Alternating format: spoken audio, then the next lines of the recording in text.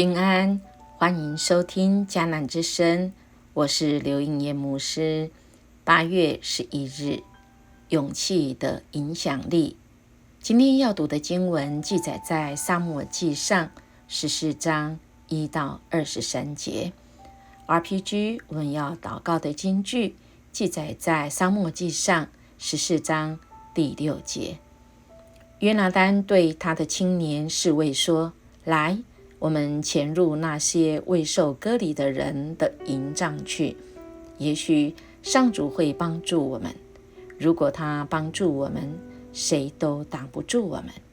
不管我们人数多少，他一定使我们胜利。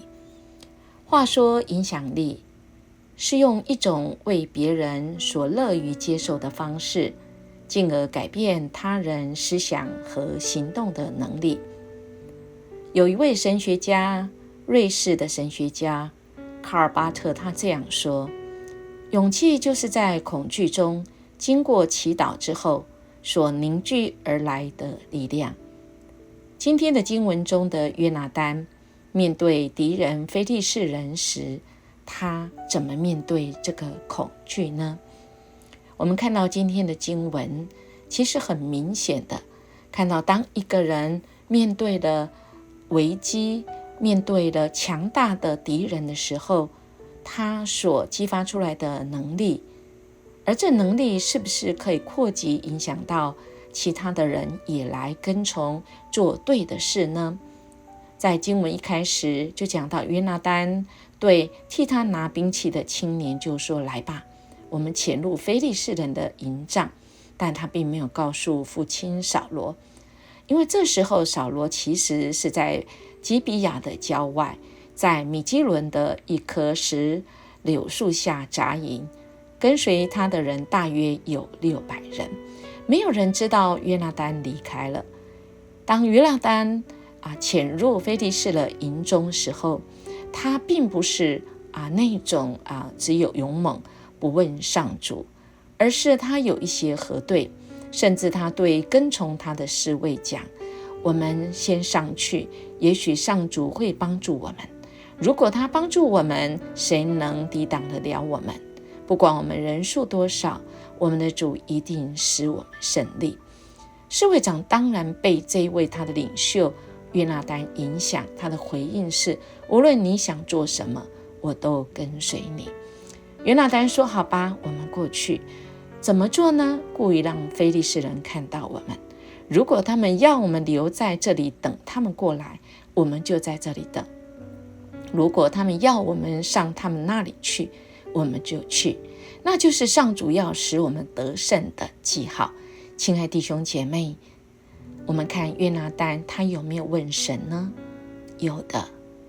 他用这样的方式，因为当时候他们其实并没有圣经，他们并没有像我们一样可以直接跟上帝来祷告，而是他用这样子封闭式的方式来问主：如果A， 那么主我就 A； 如果 B， 主我就 B。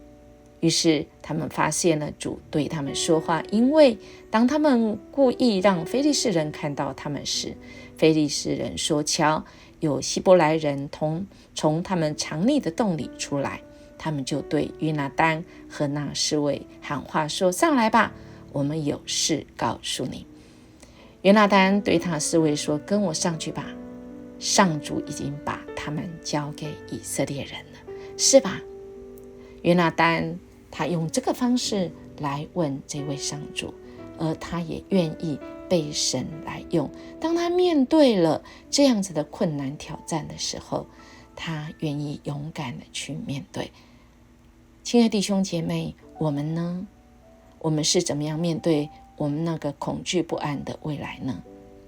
我们或许是像约拿单一样用积极的态度，或者是我们像约拿单的父亲扫罗，我们看到他后来在18节开始他在那边等候的时候，也看到非利士人慌张的奔逃当这时候他才惊觉说要盘点军队，看看谁不在一查之下发现是约拿单和他的侍卫不在，这时候扫罗其实要对着祭司亚西亚说，把以弗得捧来啊，因为他们想要问神啊。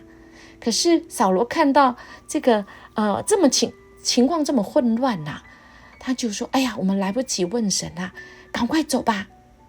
亲爱的弟兄姐妹，我们看到其实他们父子是有不一样的态度哦。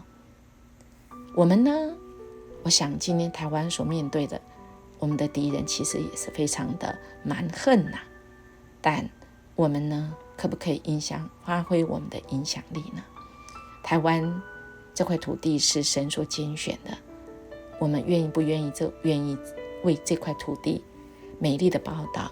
它之美丽，只因为美丽，是因为我们的主是美好的主。这块土地要遍满了主的福音，主的爱要带来所有的问题的解答，他的爱要带来一切的盼望。愿我们有勇气发挥我们的影响力，我们积极的等待，我们要问神，而不是说来不及问神咯。我们一起来默想，我们如何处理面对恐惧呢？当我面对恐惧的时候，我怎么样子来发展出勇敢的这个力量、影响力呢？我们一起来祷告。